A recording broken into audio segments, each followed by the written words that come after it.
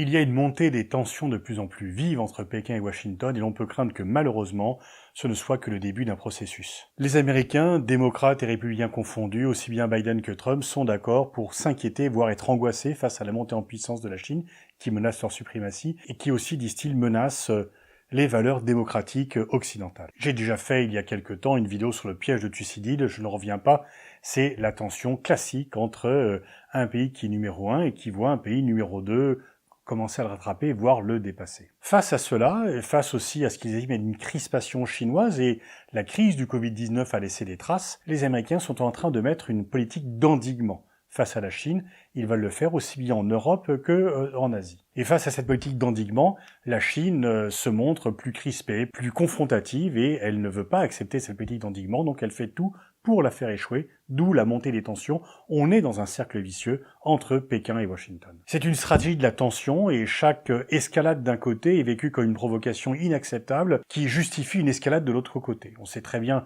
comment se passe cette stratégie de la tension. On n'ira pas jusqu'à une guerre, bien sûr, parce que la dissuasion existe entre la Chine et les États-Unis, mais il peut y avoir des dérapages, il peut surtout y avoir un langage et une confrontation qui s'exercent dans tous les autres secteurs commercial, économique, politique, stratégique. L'affaire des sous-marins australiens est très significative. Outre le fait que la France a perdu ce contrat, les Australiens ont acheté aux États-Unis des sous-marins à propulsion nucléaire pour avoir un plus long rayon d'action, une plus longue période d'activité, et c'est donc bien une alliance anti-chinoise qui s'est créée entre l'Australie et les États-Unis. Elle a été vécue comme telle par les Chinois, qui étaient moins inquiets par la vente des sous-marins français. Lors de sa venue au sommet du G7 puis au sommet de l'OTAN, Biden essaie d'enrôler les pays européens dans sa croisade anti-chinoise. L'OTAN en a un peu besoin d'ailleurs, puisque l'OTAN a besoin d'ennemis. Il y a l'ennemi russe, on voit de plus en plus l'OTAN s'occuper de la Chine, alors que matériellement, la Chine n'est pas une menace militaire pour les pays de l'OTAN, et que l'OTAN est quand même avant tout une alliance militaire. C'est une alliance politique, mais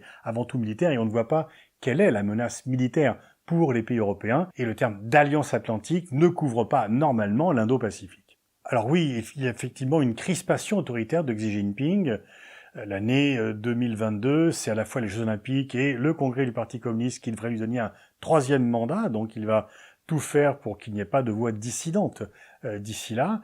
La répression sur la minorité ouïghour dans le Xinjiang, le concept « une nation de système » a été bafoué à Hong Kong et les libertés ont été plus que réduites, et les pressions sur Taïwan. Mais en même temps, on entend également du côté occidental le fait de dire « Ah, s'il y a une confrontation entre les États-Unis et la Chine, on ne pourra pas ne pas choisir. Il faudra forcément qu'on s'allie du côté de la démocratie américaine. » Oui, bien sûr, les États-Unis sont une démocratie, ce n'est pas la Chine, mais il n'est pas certain que l'on doive suivre aveuglément la démocratie américaine. On a bien fait de ne pas la suivre en 2003, dans la guerre d'Irak, et sur d'autres points. La démocratie américaine n'a pas toujours respecté la souveraineté des pays européens. Et donc, si nous sommes en rivalité avec la Chine, nous ne sommes pas en croisade contre elle. Nous n'avons pas à partir dans cette croisade qui ne fera qu'aggraver la situation. Et je veux dire que la position de principe que l'on entend de plus en plus dans les milieux académiques et politiques français, par les milieux occidentalistes, en fait, de dire que on n'aura pas le choix que de suivre les États-Unis, c'est un peu donner un blanc-seing à Joe Biden, en disant « vous pouvez y aller, ne cherchez pas à trouver une solution avec la Chine, au contraire, faites monter la tension puisqu'on vous suivra automatiquement ». Nous n'avons pas intérêt à faire cela. Il y a un côté prophétie autoritaire à dire que nous devons choisir nécessairement les États-Unis, on les pousse à cette confrontation, dans laquelle on sera piégé, qui n'est pas à notre avantage, qui n'est pas notre choix.